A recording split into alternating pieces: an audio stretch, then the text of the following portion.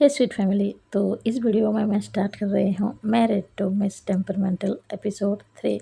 तो पहले सीन में ही बेकी को दिखाया जाता है। बेकी यूनिवर्सिटी में अब भी थी, वो फ्रीन के बारे में ही सोच रही थी।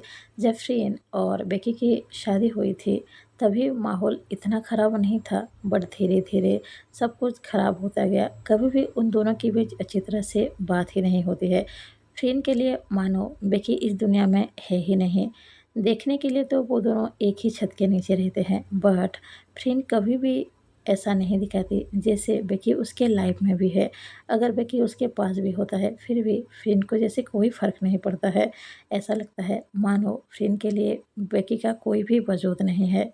शादी से पहले फ्रेंड की एक गर्लफ्रेंड थी जिसे फ्रेंड बहुत ज़्यादा लव करते थे, बट जब से उसकी शादी बेकी के साथ हुई है, जब उसकी गर्लफ्रेंड को ये बात पता चली तो वो दोनों बहुत ज़्यादा लड़ाई करते थे।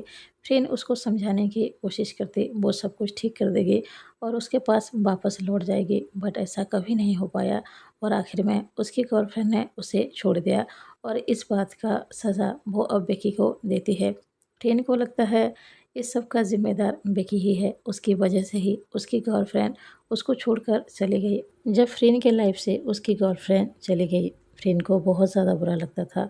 वो पूरे नाइट रोती थी और उसके रोने की आवाज़ बेकी हर रोज़ सुनती थी। वो सोचती थी जाकर वो फ्रेंड को समझाए, उसको चुप होने के लिए कहे, बट बेकी सोचती थी वो क्या बात करेगी, वो फ्रेंड को कैसे समझाएगी, क्योंकि फ्रेंड तो बेकी को ही ज़िम्मेदार मानती है। उसी की वजह से ही उसके लाइफ में इतनी ज़्यादा तकलीफ़ है। बेकी यही सोचकर फ्रेंड के पास कभी नहीं गई, बट फ्रेंड धीरे धीरे खुद को स्ट्रॉन्ग बनाया। अभी वो सक्सेसफुल है, बहुत ज़्यादा स्ट्रॉन्ग है। बेकी के पास सिर्फ फ्रेंड की सरनेम ही है और उसका कुछ भी नहीं। फ्रेंड का एहसास तक शायद उसके लाइफ में नहीं है, क्योंकि बेकी आज तक फ्रेंड को फील ही नहीं कर पाई। उसको ऐसा लगता है फ्रेंड बेकी को अपने लाइफ में कभी चाहती ही नहीं है। फ्रेंड अभी इतनी ज़्यादा स्ट्रॉन्ग है, चाहे बेकी कुछ भी कर ले वो उस तक नहीं पहुंच पाएगी। नेक्स्ट सीन में इवनिंग दिखाया जाता है। बेकी अपने हाउस पहुंच जाती है। उसके सामने एक गर्ल आती है जिसका नाम था सबरीना। सबरीना बस बेकी से सिर्फ एक ही साल बड़ी है। दरअसल वो इस हाउस की हाउसमेट की डॉटर है। सबरीना बेकी को देखते ही हेलो कहती है, तो बेकी भी स्माइल करते हुए उसको हेलो कहती है। बेकी पूछती है क्या फ्रेंड घर आ गई हैं। सबरीना कहती है नहीं, अभी तक तो नहीं आई है, मैंने सोचा था आप दोनों साथ ही आएंगी। बेकी कहती है तुम्हें पता है हम दोनों के रिलेशन कैसे है, वो मेरे साथ आना नहीं पसंद करती है। सबरीना बड़े ही तहजीब से सॉरी कहती है, तो बेकी कहती है इट्स ओके, ये तो हर दिन की बात है। वहाँ पर एक बॉक्स रखा हुआ था, तो बेकी पूछती है ये बॉक्स किस लिए है, इसके अंदर क्या है।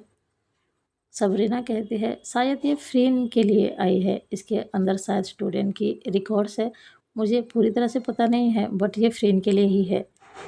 बेकी कहती है ओके, मैं इसे ले जाती हूँ। तभी सबरीना कहती है नहीं नहीं, इसकी कोई ज़रूरत नहीं है, मैं खुद ले जाऊँगी। सबरीना उस बॉक्स को उठाते हैं, तो बेकी कहती है मैं तुम्हारी हेल्प करती हूँ। दोनों ही मिलके इस बॉक्स को फ्रेंड के रूम में रखाएंगे। दोनों ही फ्रेंड के रूम के पास पहुँच जाते हैं। बेकी सोच रही थी कहीं फ्रेंड की रूम लॉक तो नहीं है, क्योंकि फ्रेंड ऑलवेज अपने रूम को लॉक ही रखती है, बट फ्रेंड की रूम लॉक नहीं था। वो दोनों अंदर जाते हैं और उस बॉक्स को रख देते हैं। बेकी सोचती है आज ऐसा क्या हुआ जो फ्रेंड के रूम में लॉक नहीं था।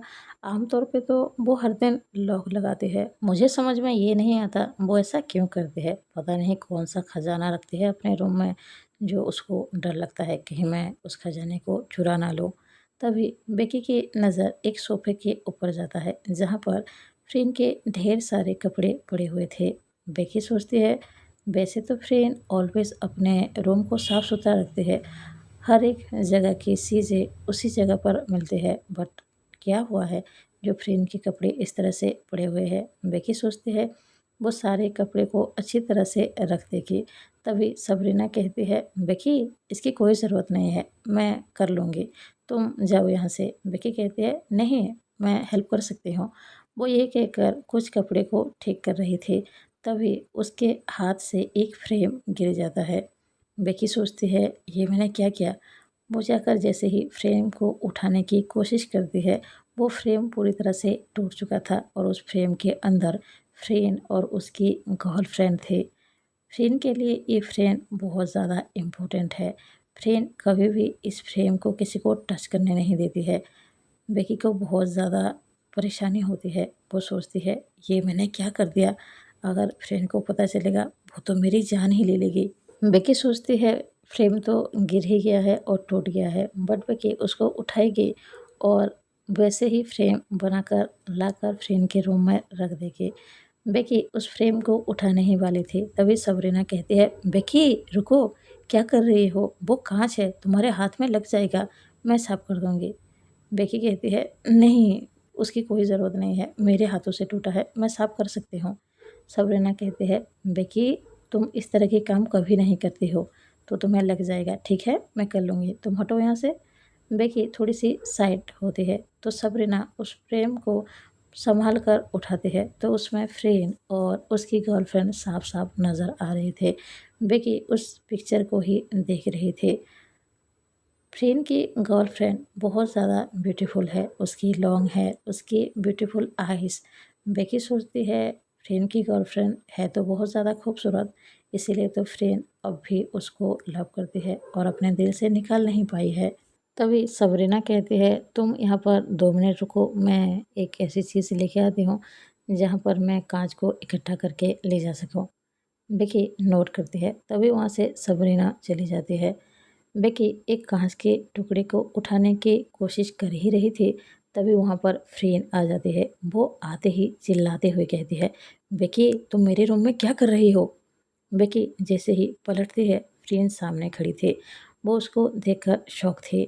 फ्रेन उसके सामने आकर खड़ी हो जाती है और उसकी नज़र टूटे हुए फ्रेम पर पड़ती है। फ्रेन को और भी ज़्यादा गुस्सा आता है। वो बेकी पर चिल्लाते हुए कहती है, ये फ्रेम तुमने तोड़ा है ना? बेकी कहती है, I am sorry friend, I am sorry, गलती से टूट गया, मेरा तोड़ने का कोई इरादा नहीं था। फ्रेंड कहती है, तुम मेरे कमरे में कर ही क्या रही थी? तुम्हें पता है वो फ्रेम मेरे लिए कितनी ज़्यादा इम्पोर्टेंट थी? बेकी कहती है, आई नो, मैंने कहा ना, आई एम सॉरी, गलती से टूट गया, मैं इसको ठीक करवा दूंगी। फ्रेंड लावली कहती है, और वो तुम कैसे करोगी? तुम्हें तो कुछ आता ही नहीं है। बेकी कहती है, आप टेंशन मत लीजिए, ये फ्रेम जैसा भी था मैं ठीक वैसे बनवा के ले आऊँगी, ओके? फ्रेंड कहती है, ये नहीं हो पाएगा क्योंकि थाईलैंड में सिर्फ एक ही जगह है जहाँ पर इस तरह का फ्रेम बनता है और उस जगह के बारे में मुझे नहीं लगता तुम्हें पता भी होगा। तुम्हें जब किसी चीज़ के बारे में पता ही नहीं होता, तुम उस चीज़ को टच करते ही क्यों हो? मेरी गर्लफ्रेंड की एक ही निशानी मेरे पास थी, जो कि ये फ्रेम था, और आज तुमने आखिरकार उसे तोड़ दिया। तुम्हें मैं कैसे बताऊँगी इस फ्रेम के साथ किस तरह का फीलिंग्स मेरा जुड़ा हुआ है, पर तुम्हें क्या फ़र्क पड़ता है? बेकी कहती है, आप मेरी बात सुन ही नहीं रही हैं, बस चिल्लाए ही जा रही हैं। मैंने कहा ना, चाहे मुझे कुछ भी करना पड़े, ये फ्रेम जैसा था मैं ठीक वैसे करवा के ले आऊँगी। फ्रेंड कहती है, गलती तुम्हारी है और ऊपर से मुझ पर चिल्ला भी रही हो। बेकी अब कुछ भी नहीं कहती है, वो नीचे बैठ जाती है और जो फ्रेम टूटा था उससे एक कांच उठाने की कोशिश करती है। तभी उसके हाथ में छोटी सी चोट लगती है और थोड़ा सा खून भी बहना स्टार्ट हो जाता है। बेकी के आंखों में आंसू थे क्योंकि फ्रेंड ने उसके साथ आज बहुत बुरी तरह से बिहेव किया है। फ्रेंड गुस्सा करती है, बट आज उसने जिस तरह की बातें कही थी और जितना गुस्सा किया था, वो कभी ऐसा नहीं करते हैं। बेकी को बुरा लग रहा था, तभी वहाँ पर सबरीना आ जाते हैं। वो आते ही देखती है बेकी नीचे बैठी हुई है और कांच को इकट्ठा करने की कोशिश कर रही है, बट उसके हाथ से थोड़े से खून भी बह रहा है। सबरीना आते ही कहती है, बेकी तुम ये क्या कर रही हो? तुम्हारे हाथ में तो चोट लग गई है। बेकी अपने आंसू को पोंछती है और कहती है, मैं ठीक हूँ। फ्रेंड बेकी की ओर देख भी नहीं रही थी। उसको भी पेन फील हो रहा था क्योंकि उसकी गर्लफ्रेंड ने एक गिफ्ट दिया था, जो कि उसकी आखिरी गिफ्ट था, वो भी बेकी ने तोड़ दिया है। उसके बाद बेकी खड़ी हो जाती है और फ्रेंड की ओर ही देखती है। फ्रेंड उसकी फेस की ओर देख भी नहीं रही थी। फ्रेंड के चेहरे पे साफ साफ गुस्सा नज़र आ रहा था। बेकी सोचती है, फ्रेंड को क्या फ़र्क पड़ता है, चाहे उसको चोट लगे या फिर उसके साथ कुछ भी हो। अब भी बेकी की आंखों में आंसू थे। वो उस कमरे से बाहर निकलती है और अपने रूम में चली जाती है। कुछ देर बाद सबरीना बेकी के रूम में पहुंचती है। सबरीना कहती है, तुम्हारा हाथ कैसा है? बेकी कहती है, ठीक है। बेकी ने अभी तक अपने चोट में कुछ भी नहीं लगाया था। तभी सबरीना जाकर फर्स्ट एड बॉक्स ले आती है और बेकी के चोट को साफ करती है और उस वहाँ पर थोड़ी सी दवाई लगा लेती है। बेकी सबरीना की ओर देखकर कहती है, तुमने उस रूम से वो जो टूटा था फ्रेम साफ कर लिया? सबरीना कहती है, हाँ मैंने साफ कर लिया और वो जो पिक्चर था वो वहाँ पर रख दिया। बेकी कहती है, फ्रेम क्या अब भी गुस्सा कर रही थी? सबरीना कहती है, बेकी तुम्हें पता है फ्रेन ऐसी ही है, वो गुस्सा हमेशा करती है, तुम्हें बुरा क्यों लग रहा है? बेकी कहती है, नहीं ऐसी कोई बात नहीं है, मुझे क्यों बुरा लगेगा? सबरीना थोड़ी सी स्माइल करती है और कहती है, बेकी मैंने तुम्हारी आंखों में आंसू देखा था, तुम्हें बुरा तो लगा था, देखो उस बारे में ज़्यादा मत सोचो। बेकी भी कहती है, हाँ मैं नहीं सोचूंगी। उसके बाद सबरीना वहाँ से चली जाती है। बेकी ने कह तो दिया कि उसको बुरा नहीं लग रहा है, बट उसको अब भी अंदर से बुरा लग रहा था। उसके बाद फ्रेन को दिखाया जाता है। फ्रेन अभी थोड़ी सी शांत है और तभी उसको बेकी के बारे में याद आता है। उसने किस तरह से बेकी को डांटा था, उस पर चिल्लाया था। फ्रेन को ये भी याद आता है बेकी शायद रो रही थी और शायद उसके हाथ में थोड़ी सी चोट भी लग गई है। वो जानने के लिए अपने रूम से बाहर आती है। वो सबरीना से पूछती है, बेकी के हाथ में क्या चोट लगी है? सबरीना कहती है, हाँ थोड़ी सी चोट लगी है, जब वो फ्रेम टूट गया था उस कांच को उठा रही थी तभी थोड़ी सी कट लग गया था। फ्रेन को बुरा लगता है, शायद उसकी वजह से ही बेकी को चोट लगी है। वो इतनी ज़्यादा चिल्लाना नहीं चाहती थी, बट बेकी ने कुछ ऐसा ही किया था जिसकी वजह से फ्रेन को इतना ज़्यादा गुस्सा आ गया था। फ्रेन खुद से ही कहती है, मैं क्या करती रहती हूँ, इतनी ज़्यादा चिल्लाने की क्या ज़रूरत थी, पता नहीं मुझे इतना गुस्सा क्यों आता है। तभी सबरीना कहती है, ज़्यादा चोट नहीं लगी है, मैंने दवाई लगा लिया है, ठीक हो जाएगा। फ्रेन नोट करती है और वहाँ से चली जाती है। जब फ्रेन की शादी विकी के साथ हो रहा था, फ्रेन का बिल्कुल भी मन नहीं था शादी करने की, क्योंकि वो अपनी गर्लफ्रेंड से बहुत ज़्यादा लव करती थी।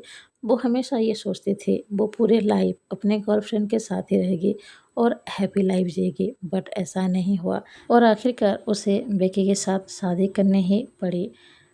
फ्रेंड हमेशा ये सोचती है उसके लाइफ में जितने भी तकलीफ़ है, जितने भी परेशानियां हैं, उसकी वजह सिर्फ एक पर्सन है और वो है बेकी।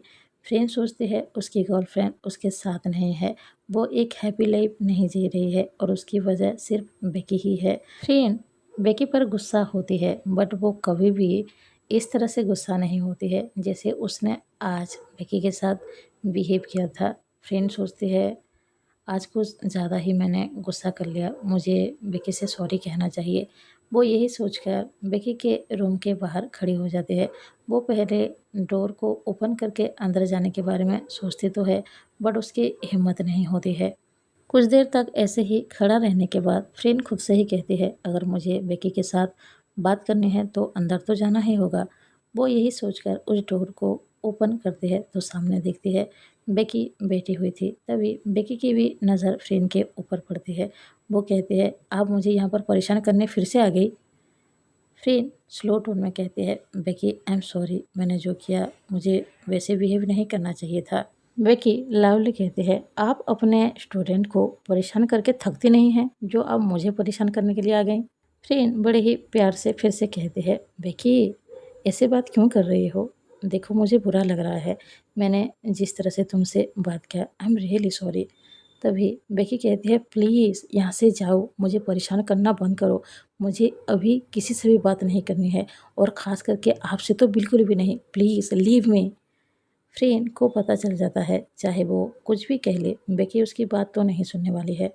वो डोर को लॉक कर देती है और बाहर चली आती है। फ्रेंड सोच रही थी मुझे इतना गुस्सा करना ही नहीं चाहिए था। नेक्स्ट सीन में फ्रेंड अपने बेड पर लेटी हुई थी, उसको नींद नहीं आ रहा था। वो बेकी के बारे में ही सोच रही थी। उन दोनों की शादी को बहुत दिन हो चुके हैं, पर आज तक फ्रेंड ने कभी भी बेकी को रुलाया नहीं है। वो गुस्सा करती है, पर इतना भी ज़्यादा नहीं जितना आज उसने बेकी के ऊपर चिल्ला दिया। बेकी कभी भी फ्रेंड की वजह से रोई नहीं थी, आज फर्स्ट टाइम था जहाँ फ्रेन की वजह से ही बेकी रोई है। फ्रेन सोचती है मैं बेकी को हेट नहीं करती हूँ, पर मैं उसको पसंद भी तो नहीं करती हूँ। जब हम दोनों की शादी हुई थी तब मैंने कभी नहीं सोचा था कि हम दोनों की लाइफ ऐसी हो जाएगी।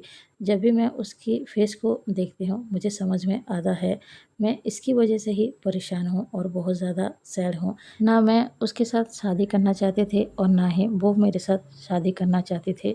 हम दोनों की फैमिली की वजह से हम दोनों की शादी हो गई और हम अभी इस रिश्ते में ना चाहते हुए भी बंध गए हैं, फंस गए हैं। फ्रेंड बस ये सब सोचते हुए एक गहरी सांस लेते हैं और कुछ देर बाद उसको नींद आ जाती है।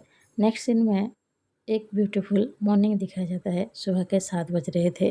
फ्रेंड की आँख खुलती है, वो आती है तो देखती है किचन के अंदर सबरीना एक प्लेट धो रही थी। फ्रेंड उससे पूछती है इतने सुबह तुम किसकी प्लेट धो रही हो? सबरीना कहती है बेकी ने खाया है तो वो उस प्लेट को धो रही थी। फ्रेंड पूछती है तो क्या वो इतने सुबह उठकर जा चुकी है? सबरीना कहती है हाँ वो जा चुकी है। नेक्स्ट सीन में फ्रेंड भी रेडी हो जाती है और वो भी यूनिवर्सिटी के लिए निकलती है। जब वो कार में बैठी हुई थी तब कोई उसको ख्याल आता है ड्राइवर तो यहाँ है तो विकी किसके साथ गई है? क्या वो पैदल गई है? बट विकी तो ऐसा कभी नहीं करती है। आज फ्रेंड खुद ही ड्राइव कर कर जा रही थी। वो सोच रही थी अगर विकी रास्ते में उसको दिखी तो वो कार में बैठने के लिए कहेगी, इसीलिए फ्रेंड थोड़ी सी स्लो ही ड्राइव कर रही थी और रास्ते में विकी सचमुच उसको दिख गई। वो कार को स्टॉप करती है और विकी से कहती है विकी तुम पैदल क्यों जा रही हो? कार के अंदर आ जाओ। विकी गुस्से से कहती है नो थैंक यू, मुझे आपके साथ कहीं भी नहीं जाना। फ्रेंड कहती है विकी तुम इतनी ज़्यादा ज़िद्दी क्यों हो? प्लीज़ कार के अंदर बैठ जाओ, तुम्हारे पैर दर्द करने लगेंगे। तभी विकी कहती है ओहो आपको फ़र्क पड़ता है? मुझे आपके साथ कहीं नहीं जाना। मैंने कहा ना मेरे पैर में दर्द हो या फिर कुछ भी हो मैं आपके साथ तो नहीं जाने वाली हूँ। प्लीज़ आप जाइए ना यहाँ से। फ्रेंड कहती है विकी मैं रिक्वेस्ट कर रही हूँ प्लीज़ आकर कार में बैठ जाओ। विकी लाउडली कहती है आपकी प्रॉब्लम क्या है? मैं मना कर रही हूँ ना, फिर भी समझ में नहीं आ रहा है। ठीक है मैं बस से चली जाऊँगी, आपको तकलीफ़ उठाने की कोई ज़रूरत नहीं है, प्लीज़ आप जाओ यहाँ से। फ्रेंड उसको समझाने की कोशिश करती है, मनाने की कोशिश करती है, बट विकी बिल्कुल भी नहीं सुनती है।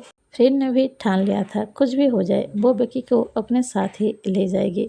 कुछ देर बाद विकी जाकर बस स्टॉप पर खड़ी हो जाती है। फ्रेंड भी अपनी गाड़ी रोकती है और जाकर विकी के पास ही खड़ी हो जाती है। विकी उसको देखकर कहती है आप यहाँ क्या कर रहे हो? फ्रेंड थोड़ी सी स्माइल करके कहती है बस का इंतज़ार कर रही हूँ। विकी कहती है आपके पास कार है तो आप बस का क्यों इंतज़ार कर रहे हैं? फ्रेंड विकी को थोड़ी सी टीज करते हुए कहती है मिसेस सरोजा मैं आपको अपने कार में ले जाना चाहती हूँ बट आप मान ही नहीं रही हैं तो मैं क्या कर सकती हूँ। बेकी जैसे ही ये सुनते हैं वो लावली कहते हैं मैंने आपको कितनी बार कहा है मुझे इस नाम से मत बुलाइए। फ्रेंड कहते हैं तुम मेरी बात सुन ही नहीं रही हो तो मैं क्या करूँ मिसेस सरोजा। बेकी को और ज़्यादा गुस्सा आता है। वो कहती है मैंने भी आपसे कहा ना मुझे आपके साथ कहीं नहीं जाना है, प्लीज़ आप जाइए ना यहाँ से। फ्रेंड फिर से कहते हैं मिसेस सरोजा जब आप गुस्सा करते हैं शायद क्यूट लगते हैं, आप ऐसा सोचते हैं बट ये सच नहीं है। जब आप गुस्सा करते हो बहुत बुरे लगते हो, इसीलिए गुस्सा मत करो और मेरे साथ चुपचाप कार के अंदर आ जाओ। विकी उसकी बात मान ही नहीं रही थी। फ्रेंड ने ऐसा कह तो दिया कि विकी अच्छी नहीं लग रही है बट आज फ्रेंड को विकी अच्छी लग रही है। जब विकी का चेहरा गुस्से में लग रहा था फ्रेंड खुद से ही कहते हैं आज विकी इतनी ज़्यादा क्यूट क्यों लग रही है। वो स्माइल करते हुए फिर से विकी से कहते हैं मिसेस सरोजा प्लीज़ कार में आ जाइए हम दोनों यूनिवर्सिटी जाएंगे। बेकी फिर से गुस्सा होकर कहती है मैंने कितनी बार कहा है पब्लिक प्लेस पे मुझे इस नाम से मत बुलाइए, आपको समझ में नहीं आता है। फ्रेंड बस उसको देखकर स्माइल कर रहे थे, उसको तो जैसे मज़ा आ रहा था बेकी को परेशान करने में। और यहाँ पर ही ये एपिसोड एंड होता है। मिलते हैं नेक्स्ट एपिसोड में। आप सबको एपिसोड कैसा लगा प्लीज़ कमेंट बॉक्स में बताइएगा। अगर थोड़ा सा भी पसंद आया हो प्लीज़ एक लाइक भी ज़रूर करना। तो मिलते हैं नेक्स्ट वीडियो में। अभी के लिए बाय बाय, थैंक यू।